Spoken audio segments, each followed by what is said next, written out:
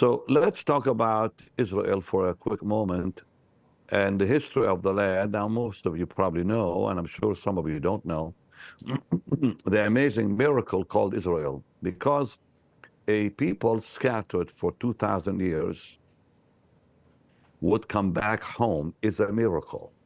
Yes. Because to be scattered that long, you vanish from history.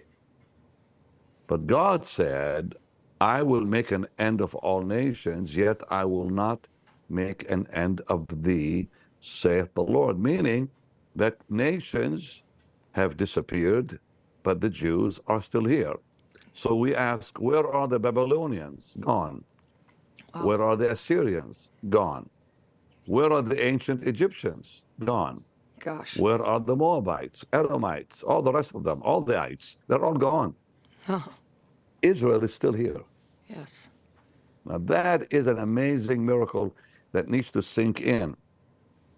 Many nations are gone. Where's the Roman Empire? Gone. And so much more. So the Queen of England one day, Queen Victoria years ago, asked her prime minister, who was a Jew named Disraeli.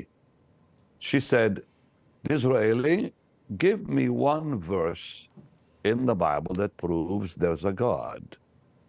He said, Your Majesty, I'll give you one word, the Jew. That's a very Wow. powerful answer.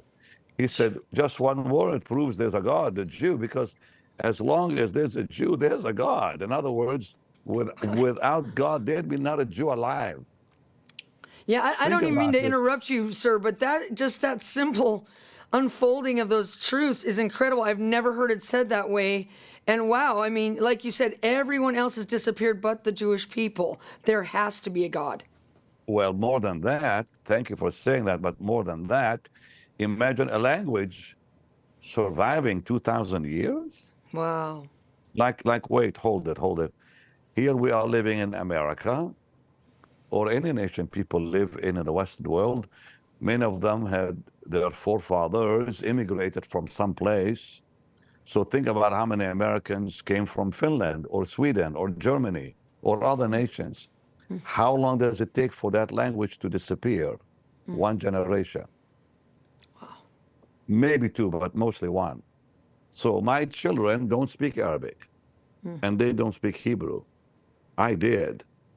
So our family moved to Canada. Do my children speak Hebrew? No. Arabic? No. Or whatever. You know, we spoke French because it was a kind of third language in that part of the world. So think about my grandchildren. They wouldn't even know how to begin, including my kids still don't know how to begin.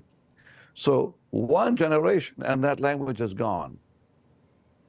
2,000 years? Wow. That's humanly impossible. A language won't live past one generation or two max. Gosh. We're talking 2,000 years because God said in the book of Jeremiah to the Jewish people, when you come back, you'll come back speaking Hebrew. Wow. So when people say, you know, it's not a God, my answer is, look at Israel. How could even that nation survive? Think about how many tyrants tried to kill him over the ages. And when judgment came on them because of their sins, 6 million came out with Moses. 44,000 came back with Nehemiah and Ezra and Nehemiah because of sin. Wow. 6 million came out with Moses. Now, because of sin, God begins to judge them and cut them down. They go to Babylon, they come back from Babylon, speaking Aramaic. They lost Hebrew. They lost the language when they were in Babylon. Wow. While they were there, Sue and dear Katie and all of you, Hebrew stopped being spoken in Babylon. So when they came back speaking Aramaic. That's why the book of Daniel from chapter 2 on is in Aramaic. Oh my gosh. Didn't you know that? No, I did not know that, sir. You read the book of Daniel, the first 2 chapters are in Hebrew, and from there on, it's in Aramaic. Wow. because of the influence of Aramaic on Daniel himself. People don't know that. But now they came back with Ezra, who spoke Hebrew, by the way. He's the one who gave us a lot of the books of the Bible that we have. People don't know that either. I didn't. Okay. So, yeah. But anyway, that's another story. He was a scholar, a descendant of Aaron, by the way. But anyways, so Hebrew was spoken only in the synagogue from Ezra's day to the Lord's day. And when the Lord was on earth, Greek was spoken. Yeah. Not Hebrew. So very few knew Hebrew. Paul the Apostle gave his witness in Greek and Hebrew. Yeah. So some of them knew it by that time, but not the entire Jewish world. But in 1948, a man named Ben Yehuda had a vision. And God told him to rewrite the Hebrew language, reinvent it, bring it back to life. And he went to the Bible, and it was reborn.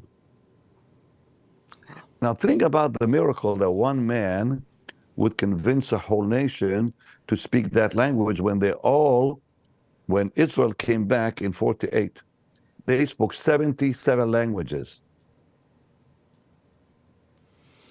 Okay, they were dispersed for 2,000 years. 1948, Ben Gurion declares the state of Israel. Jews begin to come back home from Russia, Germany, on and on. Some of them had been there prior. The majority came after 48. They spoke over 70 languages. How can you build a nation with different languages? You can't. You'll disappear in no time. Yes. Think about the Tower of Babel. What dispersed the world? They couldn't speak the same language. So now, God knew there would be no Israel without a language that would unite them. And one man, Ben Yehuda, convinced the entire nation of Israel to speak Hebrew. That by itself is another miracle. It would be like me trying to convince 1 million people to speak Arabic. Was Forget this it. on the return, sir, when they came back to Jerusalem that this In happened? 48, no. In 1948, now this is another one. 1948, if that doesn't prove there's a God, I don't know what does. Right. Okay, think about this. They came out of the ashes of the Holocaust. Hitler tried to kill them, killed 6 million of them. Now they come to the Holy Land. They don't dwell on their past. They look at their future. They bring the land back to life that was full of swamps and mosquitoes and malaria, you name it. The land of Israel was mostly desert, and the north flooded. The Arabs didn't even want it. Wow. They were dying from malaria, so nobody wanted to be there. The Jewish people come back, they drain the swamps, the whole land comes back to life. Today they're exporting vegetables and fruits from those same places that were, full of malaria. So now the land starts to come back to life because the people came back.